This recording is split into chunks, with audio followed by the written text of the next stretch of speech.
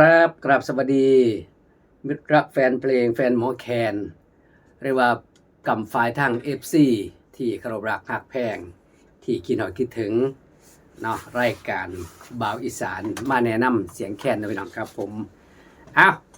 เพิ่นเอิ้นว่าโดนเติบนะพี่น้องเนาะโดนเติบบ่ได้เข้ามาในรายการ บ่ได้เข้ามาในรายการแนะนำการเป่าแคนหรือว่าการสอนเป่าแคนนะพี่น้องครับผมเอามื้อนี้ก็ถือว่าเป็นโอกาสดีหน้าที่ทองก็สิมาเพิ่นเอิ้นว่าสิมาทวนความจำเนาะพี่น้องเนาะมาทวนความจำสำหรับลูกศิษย์ลูกหานะครับลูกศิษย์ลูกหาผู้เพิ่นร่ำเรียนแค้นไปแน่แล้วเนาะแล้วก็สิมาเป่าทวนหลังว่าจังไดแน่เฮามาย้ำกันเพิ่นว่ามาย้ำมาทวนความหลังว่าการเป่าแค้นเริ่มต้นเป่าได้จังไดเนาะพี่น้องวิธีเป่าแนวใดแล้วก็เกินแนวใดขึ้นต้นแนวใดเป่าลายใดเนาะครับมื้อนี้ก็ได้นำเสียงแคนมาเมื่อกี้นี่เป็นเสียงแคน11นะพี่น้องเป็นแคน11แคนหมอลำรุ่นใหญ่เนาะเป็นยังเพิ่นจะเอิ้น11เพิ่นแทกหูแผ่วเด้พี่น้องแทกหูแผ่วเนาะนี่โป่งหมอแคนมันแทก1 3 6 7 8 9 11โป่งตั้งแต่หูแผ่วลงมาลูกสุดนี่เพิ่นก็เลยเอิ้นว่าแคน11แคน10แคน8แคน9ก็ว่าไปนะครับเนาะแต่ว่าสิมาแนะนำก็คือแคนA minorเลยพี่น้องเนาะเป็นแคนกลางเป็นแคนสแตนดาร์ดนะครับเป็นแคนคีย์สแตนดาร์ดเพราะว่าเป็นคีย์ A minor เวลาเฮาเอามารำมาเรียนหรือว่ามาเทียบมันก็สิตรงกับคีย์ของสากลคีย์ของคีย์บอร์ดเนาะอย่าง YouTube อย่างเพิ่นว่าเนี่ยตอนนี้ ขอบคุณหลายๆสำหรับ FC เพิ่นนั่นเข้ามาเนาะครับเนาะเฮากลับมาทวนความจำเนาะพี่น้องการเป่าแคนอันดับแรกเฮ็ดจังไดเพิ่นว่ามาทวนซะก่อนอันดับแรกมาฮู้จักกับแคน1เต้าเนาะพี่น้องจะมีอยู่16ลูกนะครับมีด้านละ8ซ้าย8ขวา8เนาะที่นี่เวลาการนับมันมี8ลูก1ลูกได้1ลูกโป่งเนาะทั้งขวานี่1 2 3 4 5 6 7 8ลูกนะครับด้านนี้ด้านซ้ายบัดนี้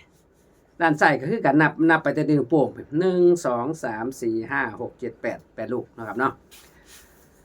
บาดนี้แค่น A minor นี่ลูกจังเพิ่นสิเอิ้นลูกจังนี่พี่น้องเนาะเฮามาเป่าเป็นลูกจังนี่คือนิ้วโป้งขวาลูกจังเพิ่นสิเอิ้นว่าคันเว้าตามภาษาบันไดเสียงก็สิเป็น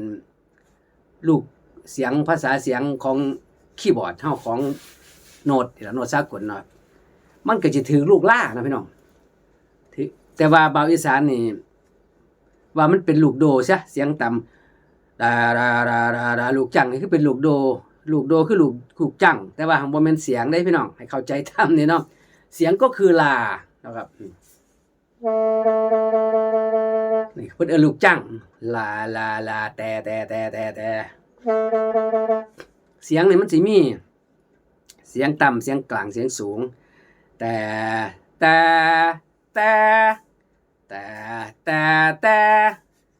ลาเนาะลาต่ำเนี่ยลามีลา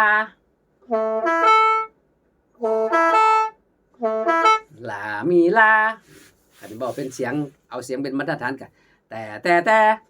เนาะนี่คือกลุ่มของทางไมเนอร์ได้พี่น้องเนาะทางรองใหญ่เนาะคันเป็นทั้งซอยบัดนี้ทั้งซอยนี่เพิ่นก็สิไปทั้งมันออกไม่เจอทั้งซอยนะลูกจัง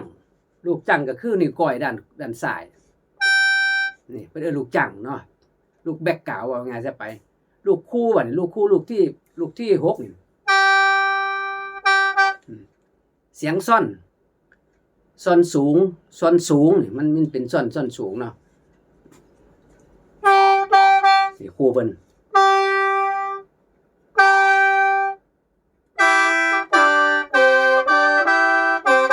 แต่นี่คือออกทางซอยเพิ่นเอิ้นว่าทางซอยแล้วก็สิเป็นทางเมเจอร์เนาะทีนี้เวลาเฮาเรียนอีหลีเฮาตรงไปเรียนไมเนอร์ซะก่อนไมเนอร์คือทางตรงทางรองใหญ่มันนี่เนาะ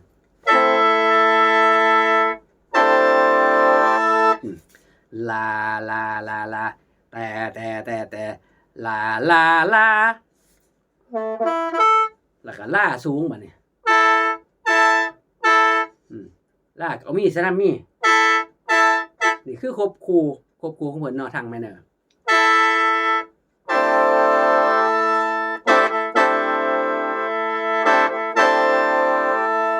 แล่นแจนเพิ่นเอิ้นว่าลงศูนย์เนาะพี่น้องเนาะลงศูนย์ด้านขวาปิดลูกลาลูกที่4นะครับลูกลาลูกลาได้พี่น้องเด้อด้านขวาลูกลาแล้วก็ลาน้อยๆพี่ลาสุดนี่เนาะแล้วก็มีลูกที่8กับลูกที่7ลูกที่8นี่เนาะมีลาบัดนี้ก็เอาลากลางใส่ลากลางกับมีกลางบัดนี้แล้วก็มาลงลูกแถมันก็คือเสียงลาใหญ่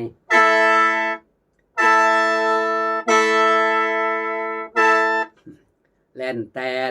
นกับโดลูกโ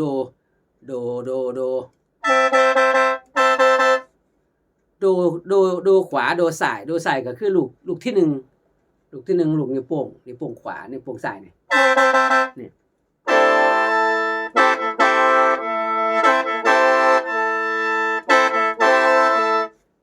แล่นแตนคำว่าแล่นแตนเฮาก็ต้องใส่ลิ้นแล้วพี่น้องใส่ลิ้นใส่ปลายลิ้นพี่ชมหนังประมาณนี้อันนี้คือเทคนิคเนาะครับเนาะ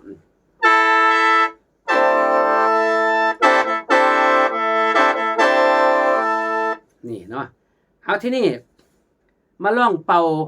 าเกลือนทั้งรองเนาะพี่น้องเนาะเป่าเกลือนทั้งรองเฮาก็หาเนี่ยมาปิดบัดนี้มาปิดหูเอากระดาษกาวย่นนี่นะมาปิดลูกที่1บ่แม่นปิดลูกที่8ด้านขวาได้พี่น้องด้านขวานี่ครับด้านขวาจับขึ้นมาหมอแคนเฮาผู้เพิ่นเฮียนไปแล้วเพิ่นคล่องอยู่ดอกนะครับเนาะแต่ว่าให้เป็นแคนเมเนอร์คือกันเสียงกันสิตรงนำมาเป่าใส่กันนะครับติดลูกที่8เนาะแล้วก็ปิดลูกที่7นี่ได้ลูก7ได้นิ้วกลางด้านขวาใส่ลูกลาลูกที่4นี่พี่น้องด้านซ้ายใส่ลูกมีนิ้วโป้งขวาลงลูกล่าเป็นลูกจัง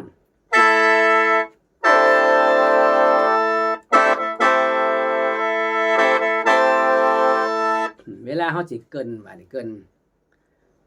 นี่คือให้จำเอาสำเนียงเนาะสำเนียง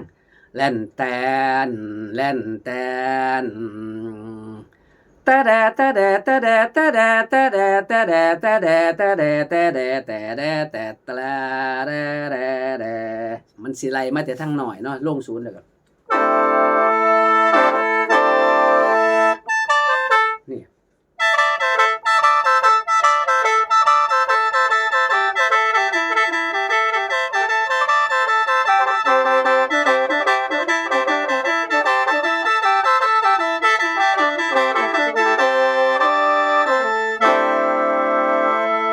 ี่คือเฮาตีรวมใส่เฮาสิเป็นแน่แล้วนำก็ตีรวมใส่คือบ่จำกัดว่าสิเอาจักเทื่อเนาะ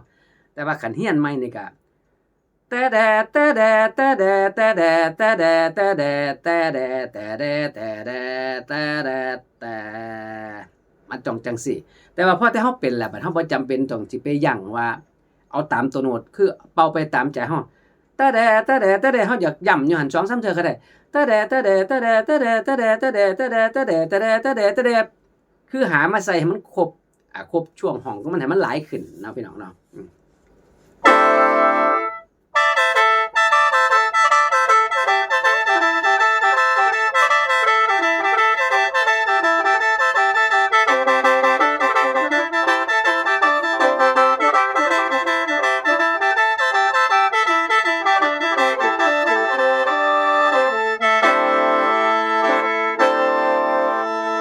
เนี่ยคือให้จำเอาสำเนียงเนาะแต่ว่าผู้เพิ่นเบิ่งมาแต่กกแต่เข่าเฮียนมาแต่เก่าก็สิเป็นแน่ล่ะมั้งเนาะเป็นแม่ล่ะคือ หรือว่าจังไดเนาะหรือว่าอยากให้บ่าวอีสานเป่าแนะนำรายใดก็คอมเมนต์เข้ามาเนาะก็สิจัดให้เนาะมี FC ทั้งกำไฟสหรัฐอเมริกาเพิ่นว่าโอ้ยบ่าวอีสานว่าซั่นเป่าลายรอบบ้านให้ฟังเด้อว่าซั่นว่าลายรอบบ้านเป่ายาวๆแน่แล้วว่า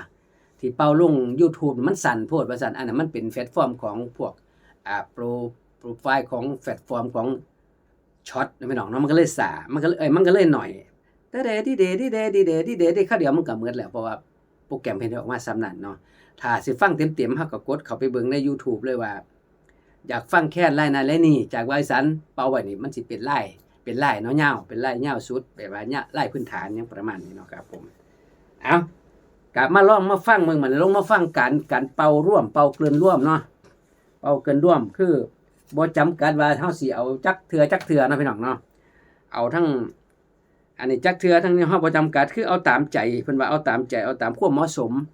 เพราะว่าเวลาเฮาเป็นอีหลีเลยแล้วเฮาเป่าไปตามใจนะพี่น้องครับเป่าไปตามใจเฮาก็ปิดซะหูนี่เนาะเนี่ยปิด2หูนี่เนี่ยอันนี้บ่แม่นนี่อันนี้คือเฮ็ดเป็นตัวโน้ตไว้ให้ซื่อๆนี่ครับปิด2หูเนาะลูกที่7ลูกที่8นี่เฮาก็เกินมาสิเกินแต่น้อยลงมาใหญ่เกินใหญ่ขึ้นไปหน่อยก็ได้แล้วแต่นะครับแล้วแต่ถนัดแต่ว่าสูตรบาวอีสานนั่นเพิ่นเอิ้นว่าเป็นเอกลักษณ์ก็จะไล่ขึ้นมาแต่ทั้งน้อยแบบ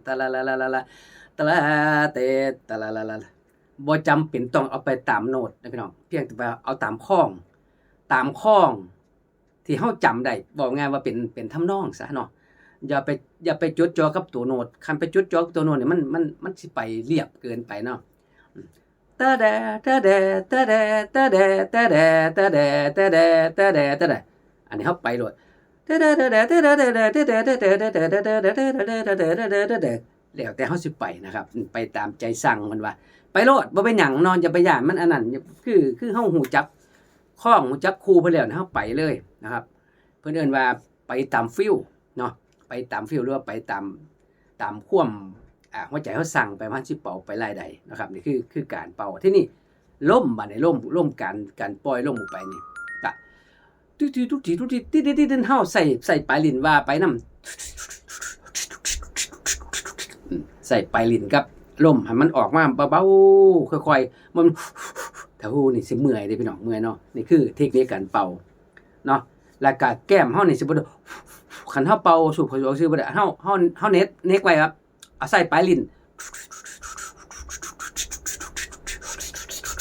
อย่างประมาณนี้นะครับนี่คือเทคนิคการเป่าเนาะครับคอยเอาลมออกไปการก็สูบเข้ามาเพราะว่าเฮาหายใจน้ำเต้าแค้นนะครับหายใจให้มันเป็นธรรมชาติมันก็เลยสิบ่เมื่อยเป่าจังได๋ก็บ่เมื่อยเนาะคันเฮาหายใจตามผ่อนตามลูกแค้นตามเต้าแค้นเฮาอย่าไปเกร็งอย่าไปหยังเนาะเสียงแค้นมันสิเป็นก้อนมันสิตัดจวดๆตืดๆๆๆอยู่น้ำปลายลิ้นเฮาเนาะใส่ลมว่าบ่ได้ใส่แห้งเด้พี่น้องคอยปล่อยออกมาดันให้มันเป็นเพิ่นว่าม่วนให้มันเป็นคลื่นออกมานี่คือเทคนิคเนาะครับเนาะเทคนิคการเป่าแคนก็มาแนะนำเนาะครับแนะนำพี่น้องเฮาผู้เพิ่นเป่าเป็นแน่แล้วก็สิคงสิโอเคดอกจากเบิ่งอยู่บ่อีสานก็อยากฟังก็เอาลง YouTube ให้ได้ฟังเด้อเนาะ ลูกศิษย์ลูกหาผู้เพิ่นมาร่ำเรียนแล้วก็ได้เนาะเป่าลงให้ฟังมันหรือว่าส่งมาทางMessenger บ่อีสานก็ได้ส่งเข้ามาใน LINE ในแฟนเพจหรือว่า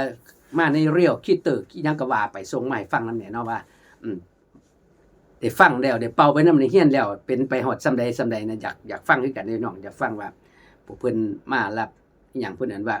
สืบทอดเนาะสืบทอดไปแล้วได้ส่ำใดเนาะครับตัวใดมันของมันค่าตัวใดมันบ่อันไหนเฮาก็มาถามไทยกันเพิ่นว่าถามไทยว่า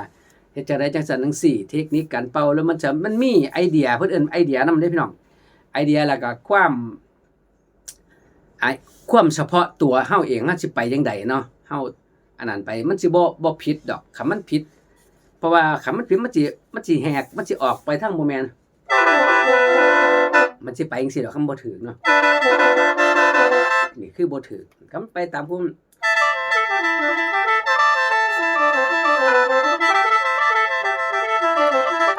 ไล่ขึ้นเลยลงก็บ่เป็นหยังไปนำตามดูของมันเนาะมันก็สิบ่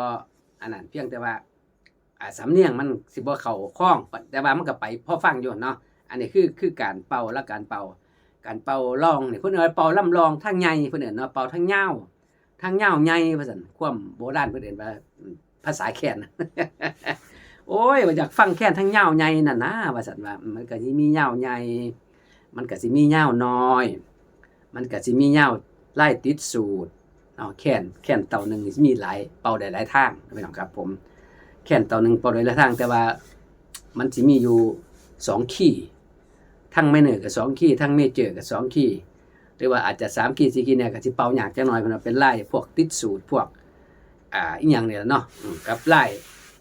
หยังทั้งลายโปรไซล์ลายซอยโปรไซล์ลายซอยก็หลายๆเด้พี่น้องแต่ว่าครับคันเฮาเป็นทั้งใหญ่เป็นทั้งใหญ่ทั้งอันนี้มันก็ง่ายขึ้นเนาะบัดนี้พอแต่เฮาเป่ายาวเป่าหยังเรียบร้อยมันก็สิมาเน้นเป็นลายได้บัดนี้เนาะหมายถึงว่าคือตามบริษัทสอนมานี่ก็จะมีลายเต้ยเนาะครับเนาะลายเต้ยโขงลายเต้ยพม่าเนาะมันสิมีลายเต้ยโขงลายเต้ยพม่านี่คือพื้นฐานอีหลีพื้นฐาน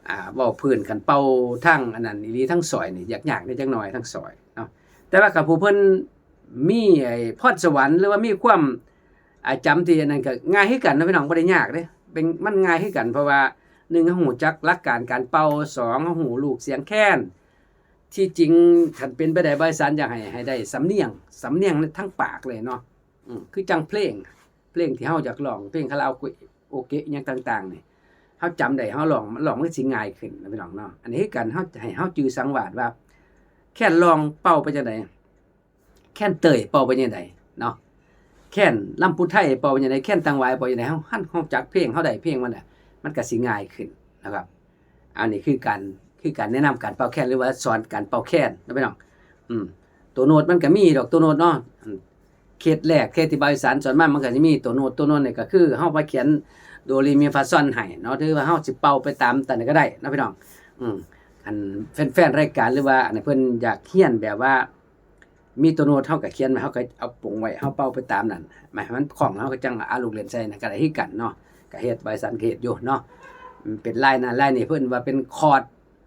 ไล่เตยนี่มีคอร์ด1 2คอร์ด3คอร์ดจังก็ว่าไปนะครับผมตามที่บอกไว้ใน